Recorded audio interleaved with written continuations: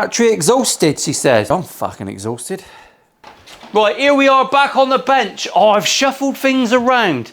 There's quite a few guitars downstairs in Fritzl's. If you want to see a video, I was going to do unwrapping videos, but I don't know where to fit it in. But I will do a video on its own just to show you what I've got and what's coming up over the next 6 months, because there's shitloads down there. My name's Paul, everyone. This is Milehouse Studios. I use the odd naughty word, potty mouth you call it in the States, which I find a little bit cringe. I haven't been sent this guitar for very long. It's been downstairs, and what I forgot is that I've done one of these in the past. Not on the video, pre-YouTube idiocracy. Back in the day, I did this one. I repainted it, I had a tinker, I was just finding my love for this fucking thing I'm doing now. Some dick in his shed. There you go. Let's just get straight down with it. One of my favourites, one of the best budget guitars that you can pick up anywhere. I think you can still buy these new. The Yamaha ERG121. Plain, simple, and I've been playing this downstairs and I forgot how good they were. I'm going to put a statement out there, which the purists might not like. First thing, I'm a little bit of a Yamaha fanboy. I had no idea, but it's kind of grown within me. Love the Revstar, makes me want to tweak things off camera. Don't want to get cancelled, do I? Definitely not. If you can cancel John Terode and Greg Wallace, what fucking chance have I got? This thing is absolutely lovely. And do you know why I think it's lovely? I prefer this to a Pacifica. And it's way, way cheaper. So let's get stuck in and I'll tell you why. I haven't played around with settings. I haven't done anything. I haven't even changed the strings. And I played it downstairs and it gives me a big, massive grin. Certainly not whatever you were thinking of then. It's not massive. It don't come in that variety, unfortunately. Let's have a little look at it for what it is. It's a 6-point trem, bent saddles, very traditional. HSH, very versatile. The middle pickup don't seem to get in the way. I like the way that it's body mount in the middle. I don't know anything about the specs. The frets are not massive, but they're not teeny tiny. They're kind of middle of the roaders. Let's have a little look at the radii. Now I'm sneaking this one in on a Wednesday afternoon because I don't think I've got to do a lot to it. It's got some dents, it's got some spaff, it's got all the usual shit you'd expect from a bedroom basher. I can't remember who sent this in. I'm really sorry. The list is endless down there. Comment below and I will pin it. Always read the pinned comments, folks. It's generally a good one. I don't like doing the pin of shame. It's a 12-inch radii, probably one of the reasons I like it. No compound wank, it's all particularly normal. Plain old headstock, no lock-in tuners. The tuners look shit. They look like the cheap ones you get on bad Epiphones, but they're not. They're perfectly, I've just stabbed myself. What a twat. Yeah, they're perfectly good. The Yamaha stuff, even their budget range, they just make good instruments. This thing is so comfortable and it feels tiny. I don't even know what the scale length is. I'm a little bit excited. I don't know if you can tell. Sometimes you just like what you like. If you pick one of these up for under 100 quid and you do the stuff we're gonna do now, which is basically fuck all, you've got yourself an absolute winner. The fretboard's absolutely disgusting. I've just seen it in the light. It is disgusting. Maybe you don't want to comment and get pinned because that has got ass on it. 25.5. If you're not a psychopath and you use metric, 323 millimeters to the 12th fret from the nut is your standard.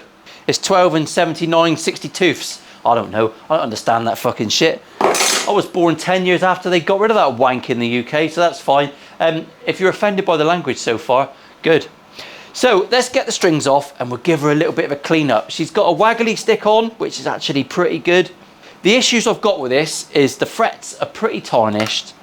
And I've got a scratchy switch, which might be fucked. We're going to deoxit that or a contact. We're going to use contact cleaner on the switch, not deoxit. I don't want to upset the purists. And it doesn't matter what I spray on electrical things, someone has a spasm in the comments. Which personally, I quite enjoy the spasms, but that's not for you lot to endure. Let's take the strings off. Oh, lovely. Someone strung this up with just a single wind, as though they were using lock-in tuners. Look, cheeky. Such a cheeky wind. and the tuning stability was fine. So I was actually reading some comments the other day about people arguing over how you should string your guitars up. How many winds are optimal? How fucking sad are they? All the usual stuff. In this video, I'm going to show you how I wind a string on there. There will be haters. There will be enemies of the state, because for some reason, winding tuning pegs winds people up. No pun intended. If you do get wound up by how people wind things up, you have got serious issues. Remember, if you're lucky enough to get a Yamaha that's still got the truss rod cover in there, they're worth about £94. So make sure you look after that one. I've got to get some Milehouse Studios parts tray soon. Keep an eye out in the shop. The link is below, because if I've got a new batch in, I'll be flogging them, because then I can feed my kids. Now, the main points of interest I've got with this are definitely how big is the trem block. Long-time viewers of the channel know I couldn't give a single shit about that particular detail, but I will share it so that you can all get excited. It's teeny tiny, and we've only got 2 springs. I'm going to leave it as it is because it felt fine. Is that something that they do in this particular setup? Do they save money by only giving us 2 springs as opposed to 3? I mean, look at the amount of gash juice on the inside of there. That has been dipped in clunge. I would give it a lick, but yeah, it's made my throat go a bit funny just looking at that. Right, it's got one of the old copper doodah switches, which is nice because you can see the points perfectly well on that. So we can give that a spray and give it a try. 2 teeny tiny mini pots, which are absolutely fine. Makes no difference to me. Now, the biggest thing for me and for you, it should all be, how good are the frets from the factory? These have got a little bit of wear on them. Someone's played the fuck out of this, which is nice. That's how you can tell it's a good instrument. It's got fret wear. It's a super cheap instrument, but it's been played enough to get fret wear. So it just goes to show, if it was an absolute piece of shit, it wouldn't have had fret wear. It would be just chucked in the side of a room and no one would have played it enough to wear it out. So if I straighten this neck out and we support it in the middle, so we're equaling forces. It's not fucking Star Wars. Oh, there's a lot of fret wear on this. There is a ton. I might have to do a fret level and recrown. Oh, I didn't want to. I'm trying to fucking fill an afternoon up. Let's have a little look. I'm going to do her justice because this little baby deserves it. I'll give her a quick fret rock. It's pretty irrelevant because I think... Oh, there's a fucking shit ton of wear on that. There's your standard amount of rockers on there. They're not bad. When this came, it had a 2mm action. There or there. I didn't measure it. Sometimes it's best to not measure things. But generally speaking, it wasn't bad. Now, what I like to do on this instance, if you're trying to just figure out if it's got too much fret wear and you've got to go to town on it, I'll set my fretalizer up with my 1500. I'm going to whip up all the frets very quickly, speedy uppy, and you'll be able to see if there's massive dips in the frets.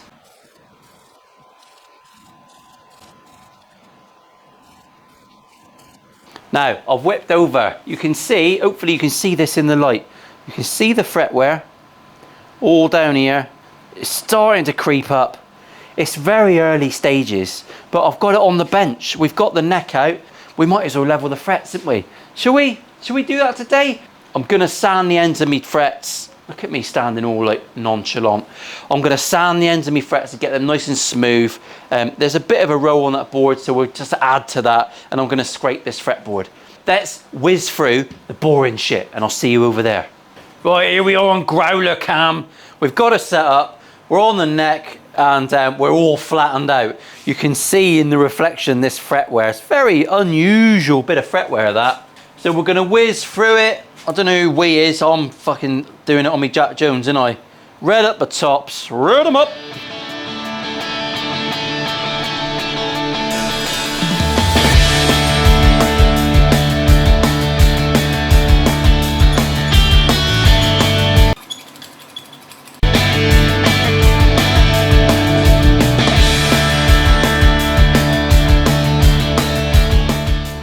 Right, back on the bench for what I think might be career suicide. It's actually the next day. Shh, don't tell anyone. It's nice and early in the morning. 8:27, full up from my Weetabix. I know you can actually see them go down. It's like a seagull swallowing a fucking sandwich. Already, 8:27, and I'm already off me fucking pickle. So, I really like the way that the nut gets, this is a Fender style scoop, we call it a Fender style scoop, but it's got like a Gibson style nut at the end, it doesn't actually go in the fretboard, and they actually notch it into the neck.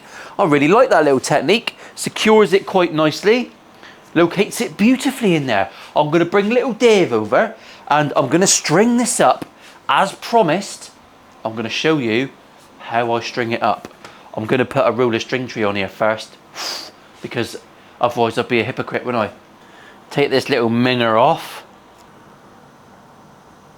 How simple was that little job? There you go. That is an upgrade. Oh, roller string trees. Oh. What do you think, Fred? Fuck off. Back under the patio, you cunt. He's bang up for a roller string tree, and of course he is. Does his toe the fucking nonce. Right. Hello, Rose. We're going to glue the nut on. Don't get carried away. I'm just going to go for 2 tiny spots of super glue. Hardly anything on there, look. Little spray. Get him in. Push him in. I've put it on that face because if we ever want to take the nut off, we'll just give it a little tap away and it will just fall away. You can see we're nicely polished up here. The fretboard kind of scraped up and went all right. It's feeling quite nice. Everything's polished to 7,000. Really happy with how we're getting on so far. Let's string her up. I'm using D'Addario XS's because the gent I deal with at D'Addario, say hello, he reckons that these are going to suit me better. So that's what we're going to try. Oh, they haven't got the funky colours. I like the funky colour ball bags. Remember to save your player circle codes. Well, I'm going to show you one string. That's it. That's all you're getting. Watch and fucking learn. And if I don't do it the way you do it, I don't care. Because you don't do it the way I do it. I don't care about that either. Right, quite simply, it's going in that peg. So I'm going to hold the string just below 2 pegs on. This is on a Fender style neck. There, right? That was hard, wasn't it? I've got my winder. You can do it, Nurse Gladys Emmanuel, if you prefer.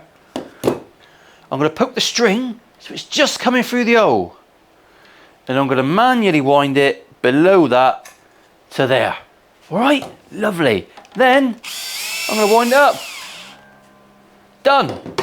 Nothing else. All right, that is it. I'll show you one more, just in case there's anyone else out there that might get me cancelled that didn't quite catch that. I wind my tuner so he's 9 to 3 o'clock, 90 degrees. I do that every time. Then I manually wind the string around under the one we've just poked through. And then I wind it up. Ta-da! Oh my God, earth-shattering. Right, I'm going to get the rest of these done and we'll come back for the setup. I'll see you momentarily. 5 minutes later. Okay, we're almost in tune. We're strung up. Hopefully you're still watching the channel, even though I've done it not the same way I did. Yeah, because I know that's how your brain works sometimes. We're going to run through a little bit of setup now. When you're tuning with a trem, little tip I've learned from someone else, you probably learned from someone before them. If you keep tuning to pitch, by the time you've tuned your high E, your low string will be low again. And you keep chasing your tail and your trem will just keep popping up and up and up. So tune your low E and your A a little bit above pitch. So I'm going to tune it to F and B. And then what I'm going to do is I'm going to tune the rest to pitch.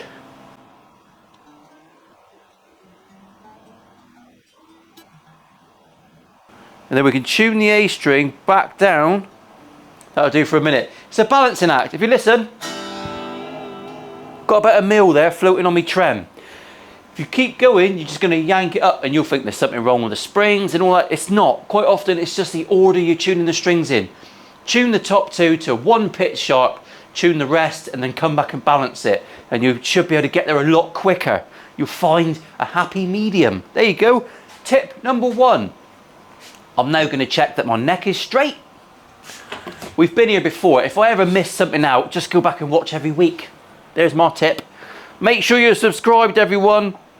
YouTube unsubscribes people for weird reasons. If you want to support the channel, you can subscribe, you can watch videos to the end, and even better, when a suggested video comes up at the end, watch the next one, because even if you put it on in the background, because YouTube thinks that the person you're watching is fucking legendary and you just want more because you haven't quite finished yourself off. Yep.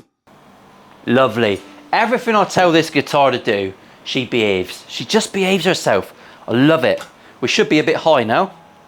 Beautiful. I'm going to check the nut. Oh, I've got a feeling it's going to be within tolerance, but let's have a little look. 0.6, pretty much across the board. I'd say that's a little bit high, so I'm going to trim it down. Out come the nut files, the bit that everyone avoids buying.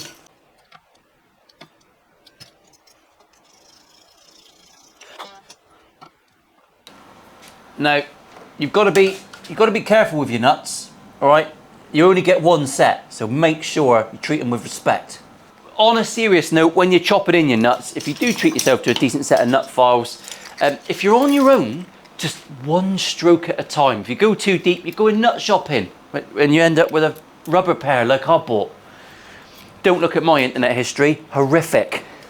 Now we've done that, lovely, I'm going to check my action at the 12th. I know my neck is straight, I know I'm in tune, I know my nut heights are fine. Around about the 0.3 mark, I've slammed them down.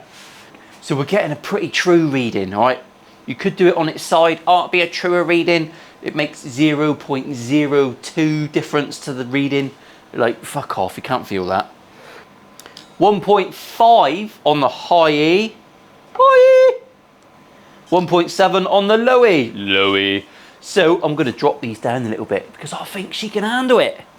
So the first thing I'm going to do is get down slowly because we was deadlifting last night. So only the G string is a little bit low. I'm going to go half a turn on each saddle, but not the G. Now what I'm also checking for here is that I can feel the bite on the bottom of all of these Allen grub screws. Allen! I haven't heard him this morning. I think he's having his nosh. So we'll double check now that my radius is right. 12 inch.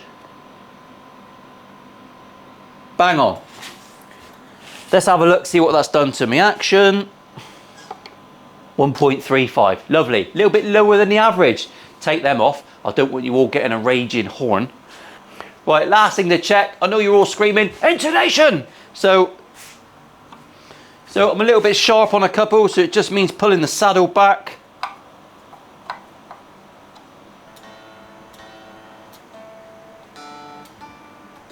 Right, that's it. We're set up. I haven't talked about pickup heights. Fret your strings at the last fret. 2.5 mil to my bridge pickup. And then what I'll do, I'll kind of match the neck pickup, but I'll adjust the neck pickup up or down to balance them. So 2.5 mil from the underside of the string to the top of your pickup on the bridge. And then normally I'll adjust these to match the volume downstairs. I've got a little screwdriver when I'm demoing them. I'm quite often adjusting that. Sometimes you can't, so you have to wind that one down a little bit or up, normally down, just to try and balance them. But that's a good way to start. 2.5 mil on the bridge and then balance your neck pickup to match. Sometimes guitars do all sorts of weird things and you think, what the fuck's going on? And it's because your pickup's too high and the magnet is really affecting the string. And then you think you've got a buzzy fret, but you haven't. You're touching a magnet and then you think to yourself, what a dick. So let's go downstairs to Fritzl's, give her a little bit of a demo. I'll try and up it to 80 BPM. Why not? I'll treat you. I've got a feeling this thing is going to be a cheeky tickler.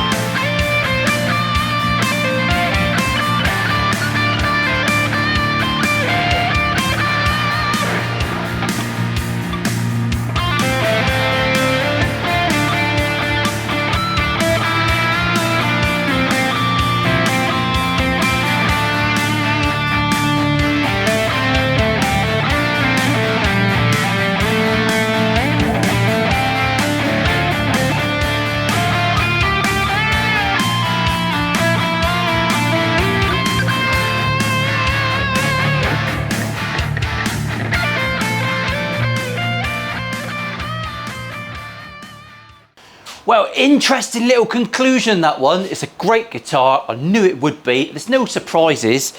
These have got a bit of a cult following. I know you guys love your Pacificas and people fight tooth and nail for them, but there's a lot of competition online between whether this or the Pacifica is the best option, at least for a beginner player. I would go for one of these. I think maybe because it's the underdog, but I find it a little bit more comfy. I don't think the spec's any better or worse. It's just a cool little thing. Just in case anyone's wondering, I used contact cleaner for the switch, deoxit for the pots. If you don't agree with that, I don't give a flying fuck, because I can't please everyone with these two sprays either way. But I think one's not got lubricant or silicone. You need lubricant in your life, mate, because you're arguing with people in the comments about lube. Strange times. But anyway, my scratchy switch is absolutely fine. And in fact, you can see the copper terminals. That was a piece of piss. And I deoxited up my pots just because I like to be thorough. Sometimes both of you have to be pleased in the scenario.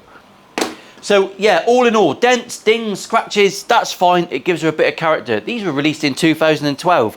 I don't know when this one was released. I haven't seen a number on it or anything. And quite frankly, I couldn't give two shits. It's a wonderful little guitar. The waggle stick works. Everything's great. The frets are now probably as good as any fret's ever been on an ERG121. And we're going to put this one now. It's live now on eBay. If you've missed it, you've missed it. Tough shit. Keep an eye out for parts trays. And that's all I'm going to say. I'll bung it in a soft case and it's all going to go to children in need. Beautiful. Can't beat that, can you? Beautiful. See you all next week. Special wave your turnips. That's you. You.